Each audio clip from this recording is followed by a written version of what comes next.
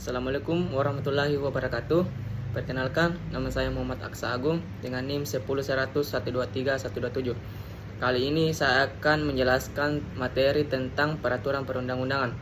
Peraturan perundang-undangan itu bersifat tertulis, umum, dan mengikat. Kemudian peraturan perundang-undangan mempunyai 4 asas. Yang pertama, asas legalitas. Yang kedua, asas lex specialis derogat legi generali. Yang ketiga, asas lex superiori derogat legi inferiori.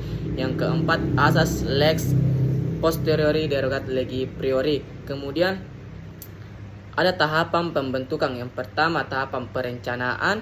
Yang kedua, penyusunan. Yang ketiga, pembahasan. Yang keempat, pengesahan.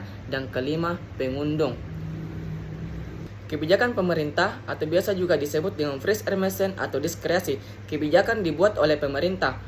Pemerintah membuat kebijakan. 1. Peraturan memperbolehkan atau pilihan. Yang kedua, peraturan tidak lengkap. Yang ketiga, peraturan tidak jelas. Yang keempat, stagnansi pemerintah. Kemudian tugas diskresi. 1. Menjalankan pemerintahan. Yang kedua, mengisi kekosongan hukum. Yang ketiga, kepastian hukum. Yang keempat, mengatasi stagnansi pemerintah. Kemudian persyaratan diskresi. 1.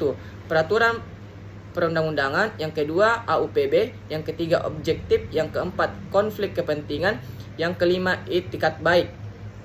Keputusan tata usaha negara mempunyai beberapa unsur.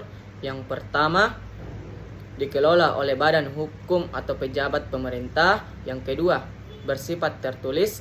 Yang ketiga, berdasarkan peraturan perundang-undangan. Yang keempat, berakibat hukum. Yang kelima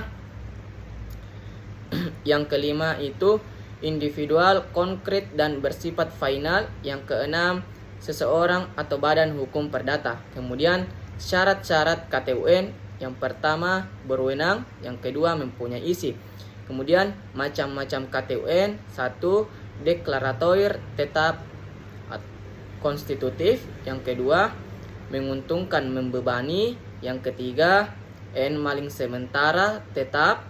Yang keempat, positif, negatif. Yang kelima, bebas terikat. Yang keenam, perseorangan, kebendaan.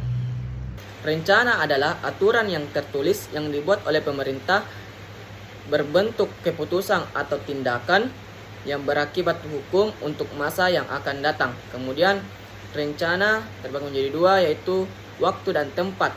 Tempat pada pusat dan daerah. Kemudian waktu ada long time atau waktu panjang selama 20 tahun, ada menengah selama 10 tahun, ada short time atau pendek selama 5 tahun.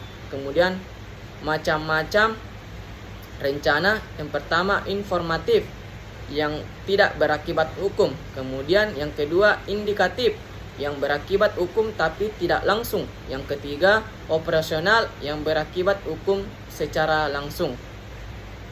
Perizinan atau biasa juga disebut dengan instrumen yuridis. Perizinan adalah suatu peristiwa hukum yang dibuat oleh pemerintah yang ditujukan kepada masyarakat, individu, atau organisasi untuk kepentingan tertentu. Macam-macam perizinan. 1. Dispensasi. Contohnya dispensasi nikah atau dispensasi pajak. Yang kedua, lisensi. Lisensi contohnya izin usaha atau izin lingkungan. Yang ketiga, konsesi. Contohnya izin membuka tambang batubara atau tambang nikel. Kemudian tujuan perizinan. 1. Mengontrol masyarakat. Yang kedua, melayani masyarakat. Yang ketiga, unsur-unsur perizinan.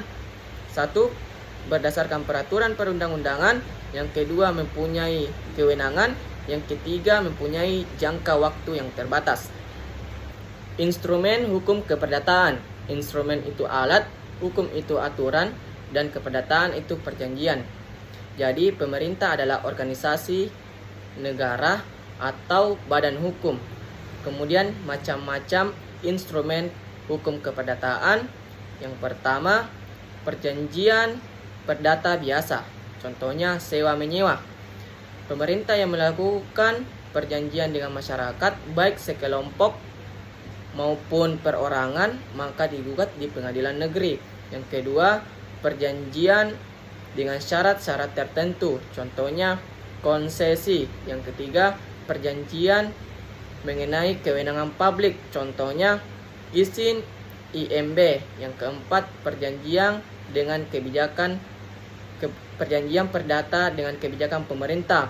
Contohnya diskresi atau Fries Hermesen. AUPB atau asas-asas umum pemerintah baik mempunyai 8 asas. Yang pertama, kepastian hukum berdasarkan undang-undang. Yang kedua, kemanfaatan harus bermanfaat untuk masyarakat. Yang ketiga, ketidakberpihakan, tidak ada diskriminasi. Yang keempat, kecermatan, pemerintah harus teliti. Yang kelima, tidak menyalahgunakan kewenangan. Yang keenam, keterbukaan, harus terbuka untuk umum. Harus semua bisa diakses. Yang ketujuh, kepentingan umum. Yang kedelapan, pelayanan yang baik. Itulah tadi materi yang dapat saya jelaskan dari materi ke-9 sampai ke materi 15. Sekian dan terima kasih. Wassalamualaikum warahmatullahi wabarakatuh.